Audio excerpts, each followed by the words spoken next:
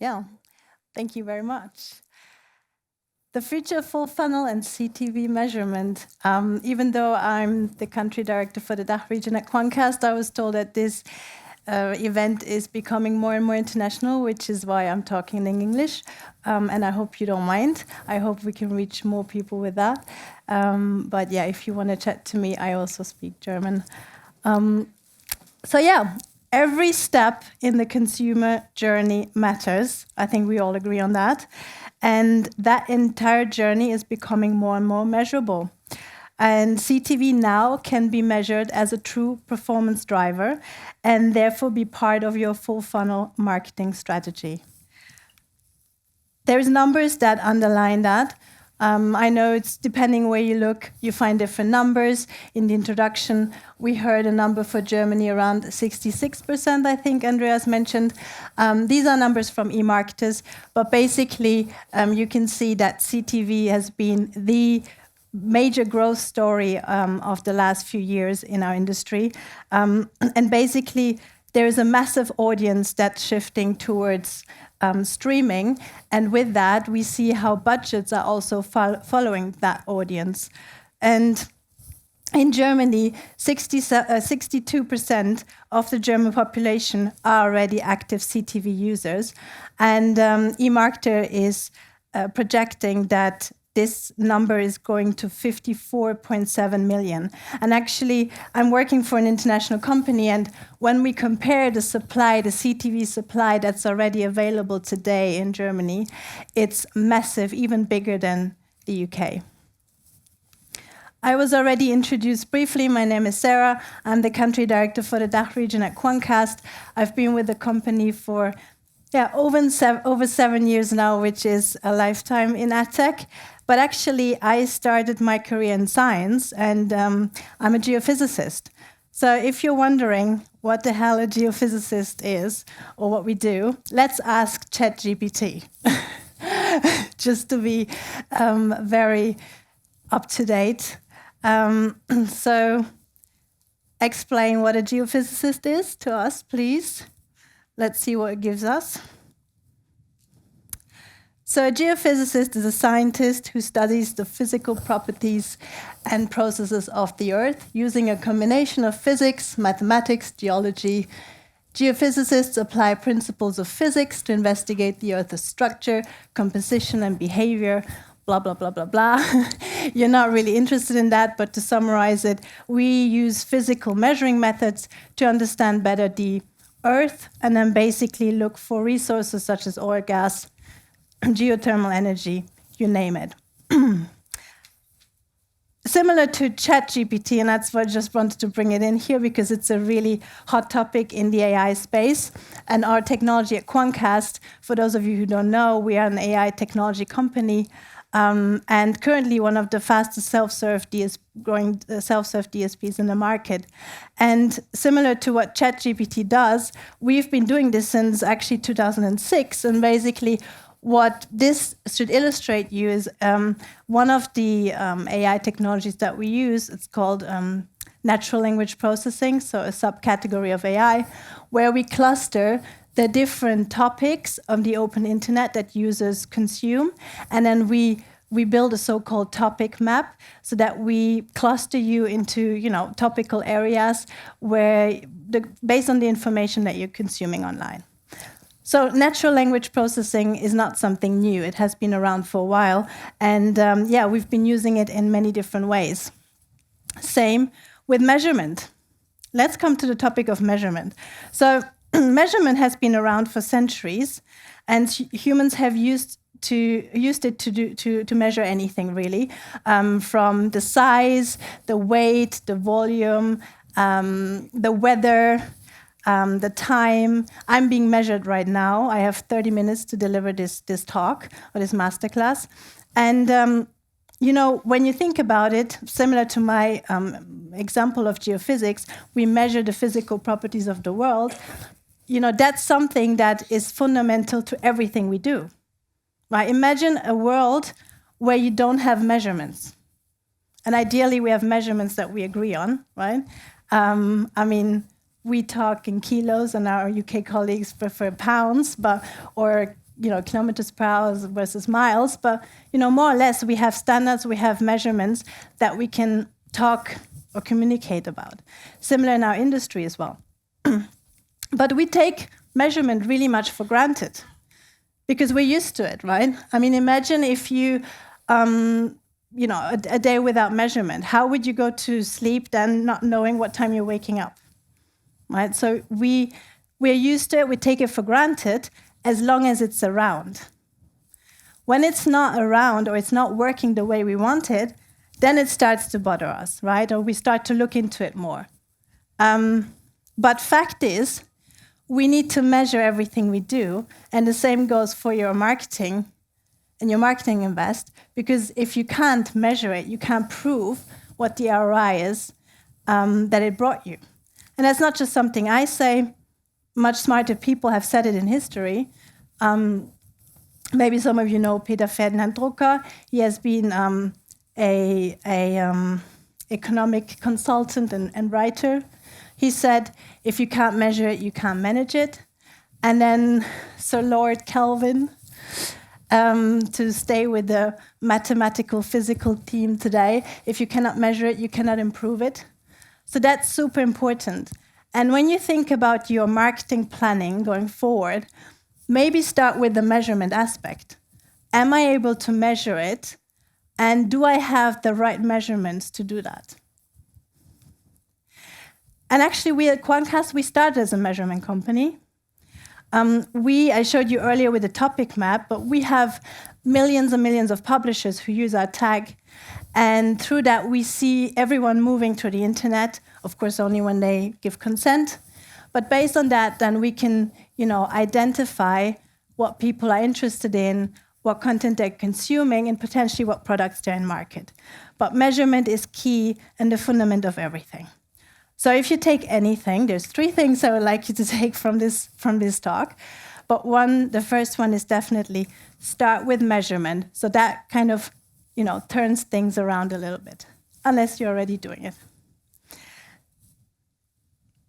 But now, what is the world actually we're living in today? There's something else that's really pushing us in 2023 to prove what we're doing in digital marketing. The macroeconomic situation currently is, quite difficult. And as I said, forces a lot to either, even cut their marketing spend or really evaluate which partners they're using. Because, this is a chart that just shows you the growth advertising spends in Germany in the last year and a bit. And you can see that the trend has been quite negative. And hopefully this will change, and I'm sure it will change again. But what we're seeing with that this has an external impact on the marketing planning and forces marketers to be even smarter with what they're putting their money in. And actually, looking at a recent study, when we bring it back to CTV, one of the major challenges that senior video marketers stated in a recent study is that no uniform cross-channel standard of measurement was a major challenge for them. So this lack in standardization and this fragmentation, puts us in front of another challenge when it comes to including CTV into your digital strategy. So how do we solve this problem? And what is the holy grail, basically? What's the formula, and what are the variables to think about? Number 1 is definitely to know the KPIs that you are optimizing on at each funnel stage and make sure that they are right.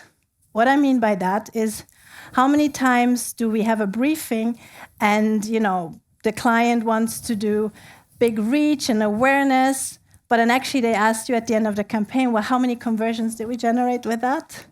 And you're like, well, this was an awareness campaign, so we did not optimize on, bookings or purchases. But so that keeps happening, right? And of course, ultimately, your goal is to sell more or generate more conversions. But you need to understand and be very clear on what the KPI is that you're setting at each funnel stage, and that it aligns with your messaging and what you're trying to achieve at that stage. The second point is first-party data. So not only do we have this whole fragmentation and external factors, we also have the fact that the cookies are deprecating, third-party cookies, sorry, and there's a lot happening on that side as well. And we see how the importance of first-party data just keeps growing and growing. And everyone is aligned, okay, everyone's talking, we need a first-party data strategy. But first-party data, everyone has their own first-party data, their client data. But then what about your partners that you work with, their tech partners? Do they have maybe also first-party data that is not reliant on third-party cookies, that is real time, and that you can potentially use for your marketing or enhance your own first-party data with? So that's something that's really important and will gain more and more importance also when it comes to CTV.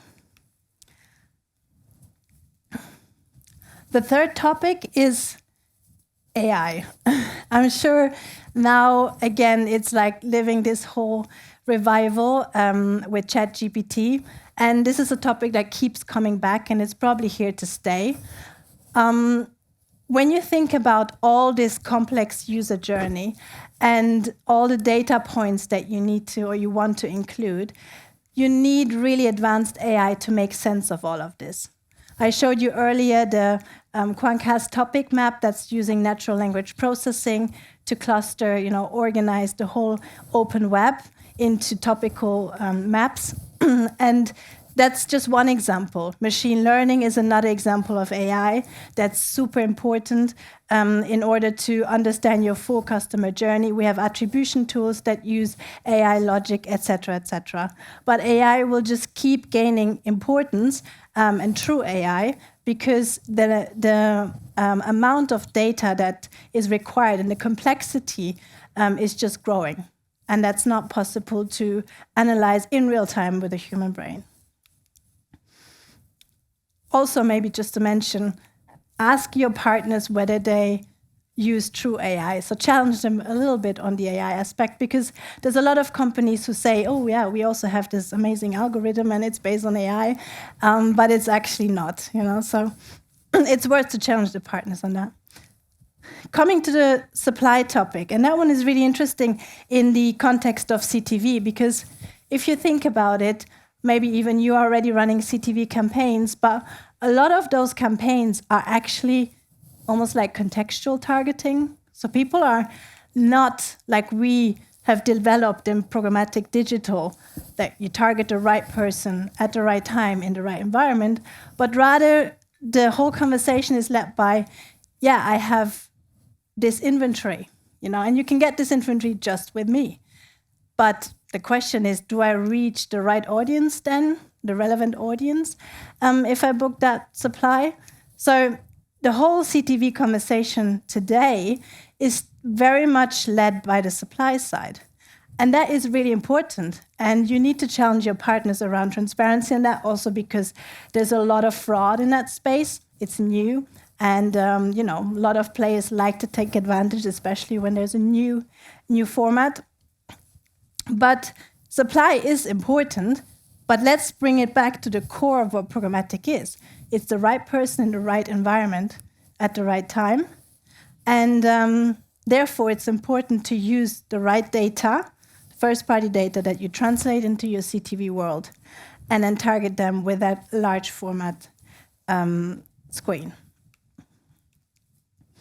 And then the last thing, and now we get to this whole full funnel idea, is ideally you want to use a platform that can cover all these different factors and that allows you to, target from the CTV awareness upper funnel all the way down to your lower conversion activity in order to connect them to each other.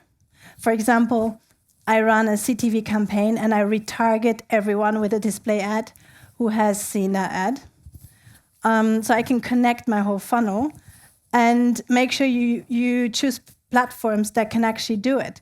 And that way you preempt that whole fragmentation challenge.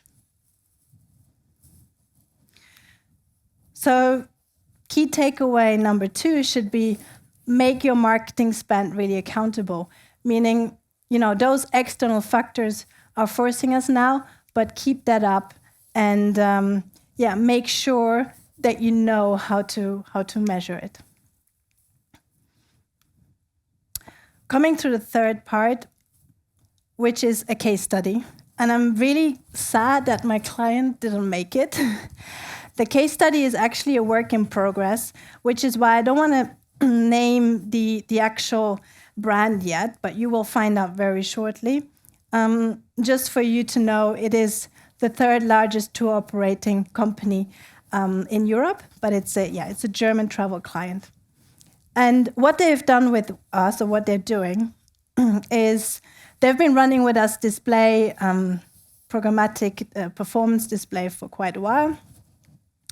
And they've started to think about the funnel differently and ask us, how can we, address the entire customer journey programmatically? And what we've done then at the beginning of this year is that we've set up a campaign trying to cover the entire funnel from awareness down to consideration and conversion. And what the setup is on the awareness part, it was modeling of Quantcast first-party keyword-based data. And here, the focus or the optimization was on reach and frequency, and the formats were online video and connected TV. Okay, so classical upper funnel awareness campaign, trying to reach the right audience, but as many people as possible. In the mid-funnel, the consideration part, we optimize on website visits, and we're using the standard display banners. By the way, in awareness, we also run rich media. I think the CTV part is what was really exciting. Consideration, optimizing on website visits, and using display formats. And then on the conversion side, lower funnel, we are really doing pixel-based modeling and targeting, optimizing on bookings. And here, the client was using standard display and native formats. Also, all these digital environments have been running extended into cookieless, third-party cookieless environments. That means Safari, Firefox, and Co., anywhere where users already today surf without third-party cookies active. Why I'm bringing this up here, that's not the topic of today's class, but it's very important that gives us an unbelievable incremental reach online already as well. But we want to zoom into the CTV part, which is what I wanted to show you. So in the upper funnel part, we've managed to translate the digital behavior of people based on an audience based on keywords, and we've translated that into the CTV world, targeting households where we see people surfing with that kind of behavior, so related to those keywords. So to my point earlier, we're trying to make this TV format, this high-impact TV format, but targeting it with a real programmatic philosophy behind it. So this was the first campaign. Maybe I should also mention we kept the CTV CPM at 20 euro because we wanted to maximize the reach, but we also monitor really closely still where did we actually run. And this is just a way to see, is CTV, CTV doesn't have to be expensive, right? Maybe compared to other digital formats, the CPM seems a bit high, but actually if you think about it and you're running on a streaming, a smart TV, and you compare it to your linear TV prices, it's actually really efficient.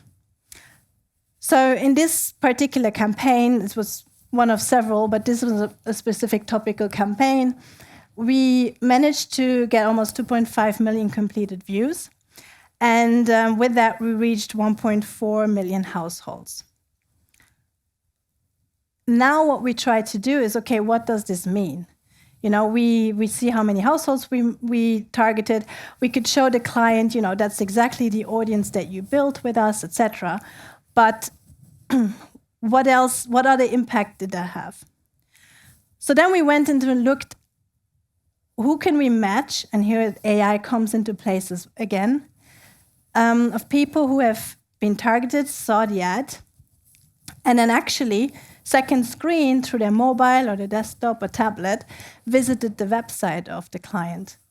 And the result was 77,000 unique visitors. So not how many website visits, because one user can, visit multiple pages multiple times, but actual unique visitors.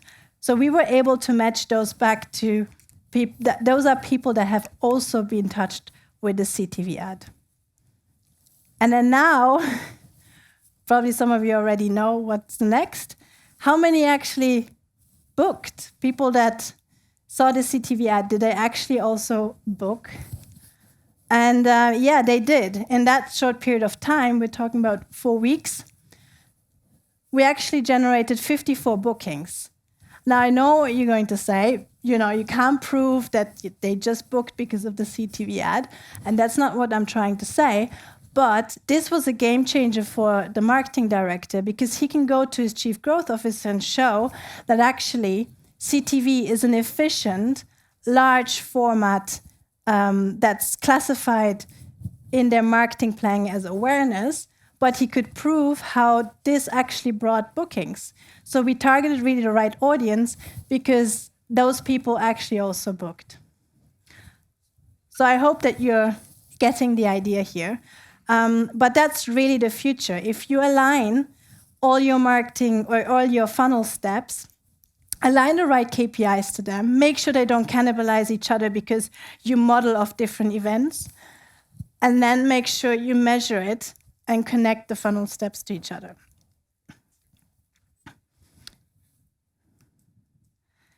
Now, another thing that we looked at is, does it have a positive impact then on the behavior? When I'm targeted with a CTV ad, for example, an upper funnel ad, and with the lower funnel conversion ad. And you can see here clearly that the overlap audience, first of all, is quite small. And that was intentionally because we wanted to reach different audiences and different people. But what we are seeing is that when there is an overlap, the visitor rate and the conversion rate is positively impacted. So actually, people who were targeted with a CTV ad and also with a conversion optimized ad, they have a higher likelihood to convert. And then the next thing that the client is now doing and have added, and I heard in the previous talk, they talked about this as well, is brand uplift measurement. So that's what the client is doing now next. In addition, they are running a brand uplift in real time on our platform, and that gives them intel immediately into what frequency on CTV creates the highest uplift, which gender, etc., etc. So this is a really cool tool. I mean, if you think about previously how brand uplift worked, or still today, if it's panel-based, for example, there's great evaluation you can do with that. But when you get your results 2-3 weeks after the campaign finished, then that's no good to you in that moment, right? In that campaign. Where here we have the possibility to actually measure it in real time, and once the number of answers we have in the exposed and the control group is statistically significant, we can then already immediately see where do we create the largest uplift and make sure that we optimize on exactly those KPIs. So that way, your brand uplift measurement can be immediately put into best practice. And yeah, that brings me to my last point. So start with measurement, make sure your marketing spend is more accountable, and then brand now is actually performant, or can be performant if done right. I think some even call it brandformance, whatever way you want to call it, but there's definitely now new opportunities that open up through this CTV space. And with that, I think I'm on time. Thank you very much. And yeah, happy to take any questions.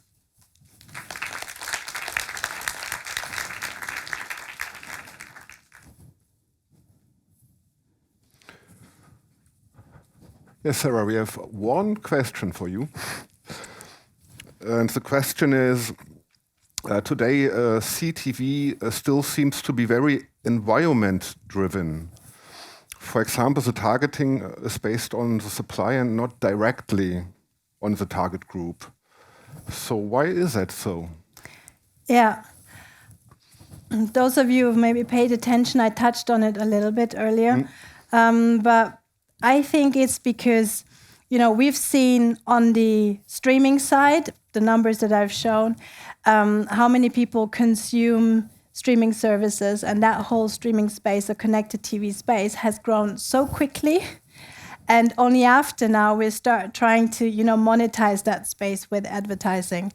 And those who jumped on this earliest were mainly also the linear TV providers. We see that in Germany as well. And when you think about it from the linear TV perspective, of course, it's all about the supply and the environment that you're buying. And then now bringing the CTV aspect into it is really exciting, but very challenging. I'm sure some of you are wondering, okay, how can we translate that first-party data, digital first-party data, into the German households? So I'm happy to discuss that over a drink maybe, because it takes a bit longer, but it is possible, but it's really difficult. And we are not saying that we figured out we are the best, but we're definitely up there, and we see how many companies are struggling with that, which is why they are leading the conversation from the supply side. And the supply side conversation is easy to understand for advertisers. It's a safe space. You know where you're going to run. And I think it's a little bit like a déjà vu from the early days of digital programmatic, similar conversations that we are having. But yeah, it's not easy, and it requires very good data, and it requires very good tech. Great. Das bei einem Getränk zu diskutieren ist ein guter Gerne. Übergang, weil wir machen jetzt eine Kaffeepause, halbe Stunde. Wir werden danach einen Live-Podcast durchführen. Also wer dazu Lust hat, ist wieder herzlich gerne eingeladen, hierher zu kommen. 15:30 Uhr geht's weiter. Sara, thank you very much.